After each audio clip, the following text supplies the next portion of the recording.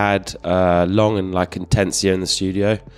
And first we didn't think about really how we were going to put it out, but we just wanted to be as creative as possible. And then when we were in the latter stages of recording, we were like, oh right, we've got 20 tracks. The main thing we felt though was that all of the songs needed to be heard. So we knew we wanted to put everything out, and then we felt that the most kind of creative and I guess ambitious, artistically ambitious way to do it would be to do 2 separate records, but that kind of formed a larger whole. And we wanted to release them separated by some months so that you could live with the first record and get to know all of the songs, and then as you'd lived with it for a few months, that then there'd be like a second installment.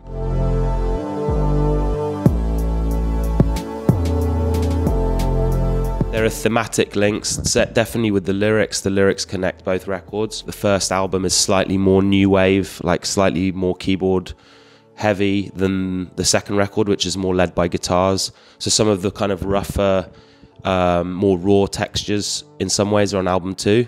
We wanted both records to be as good as each other. We definitely didn't want album 1 to have, you know, all the strong songs and album 2 to be kind of like a B-sides thing. So both records are sequenced as powerfully as each other, but the records can be listened to obviously separately, and they have their own character. They have differences. We wanted to continue. We felt creatively, we had a creative appetite that we needed to fill. So we approached it slightly differently. We went straight into a recording studio that allowed us to overdub more at the beginning, so that it meant that I could play bass and our keyboard player Edwin could play bass. And then we would move from the studio back into a live room, and we continually did that over a year and a half. So whatever we would work on in the studio sonically would then retranslate back into the live room. You know, it was sad that he left, but in some ways creatively it was liberating, because it meant that the 4 of us had more room, and just any change, anything to shake up the dynamic, I think leads to new places. So it helped us make a new version of ourselves in a way. And then obviously we self-produced it, so we didn't have a producer controlling us. We've always had slightly combative relationships with producers. Like they've been great experiences, but they've been experiences that have been not easy, like necessarily. So I think on this record, it was largely Jack, our drummer, was very keen to work without a producer, and I was quite reluctant at the beginning, partly because I knew that it would be more work for me, because I'm basically a control freak, so I knew that it would mean that I would never get to leave the studio. And I think that's resulted in a record that is freer. You know, it hasn't had somebody telling us that there's a wrong path, so we've had to discover that ourselves, and sometimes the wrong path led to the right place, and I think that's something we learned along the way.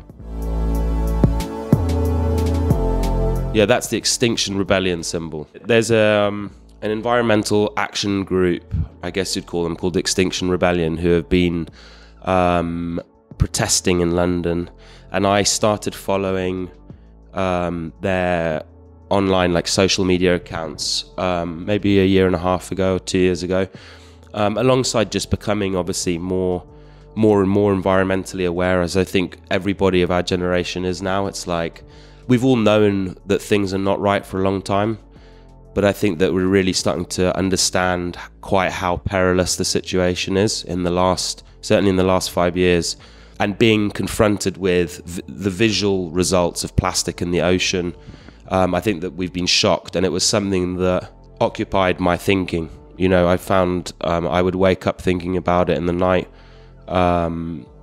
amongst other things, but it's one of the main problems that obviously we face, probably the most serious problem that we face. So it was something that is manifested in the album because it's on my mind like it's on everybody else's, I think. I've always been kind of attracted in a faraway sense to the imagery of certain apocalyptic imagery, or imagery of like ruin and wreckage.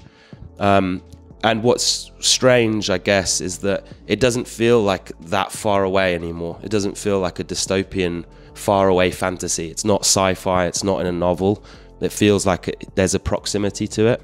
A lot of the themes on the album, and I guess in a way, the landscape that the album is set in is of those themes, and I use imagery of depopulated cities and cities under threat and confusion and frustration at not being able to change the course of events, and that's a recurring theme through both of the albums. I remember thinking, I have to write about this because otherwise it would feel artistically dishonest. So I guess you could call it a responsibility, but it more just felt like a compulsion. I think I just felt that it is what has to be written about for me. I don't think that the time now is to write small songs about dating a girl or dating a boy or going to the disco, or a lot of great tunes have been written about those themes, but just right now it just felt like there are bigger things to write about.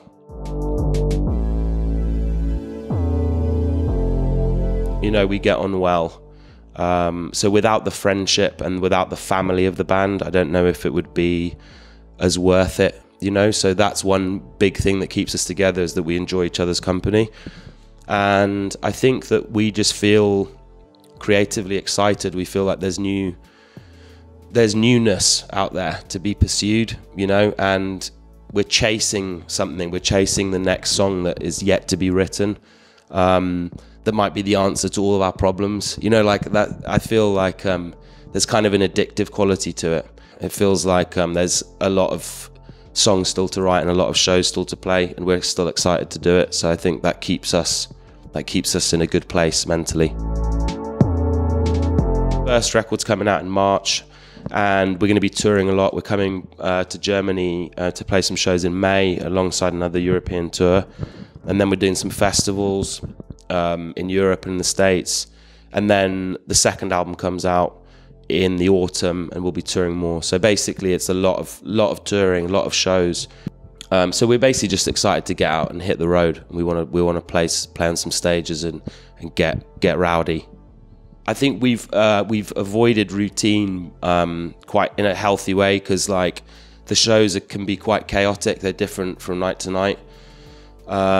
We haven't played a show in about over a year, so we'll see how it is when we start playing the new material live. But I think I'm excited to play a lot of the old songs and then to add in the new songs. So it's going to be cool to write a new set. I think the new songs keep it fresh, and I think avoiding playing with backing track, and you know, the way that we play is about being in the moment. So so it keeps it exciting, and it keeps it unpredictable a little bit. And I think we're ready to for there to be some chaos on stage.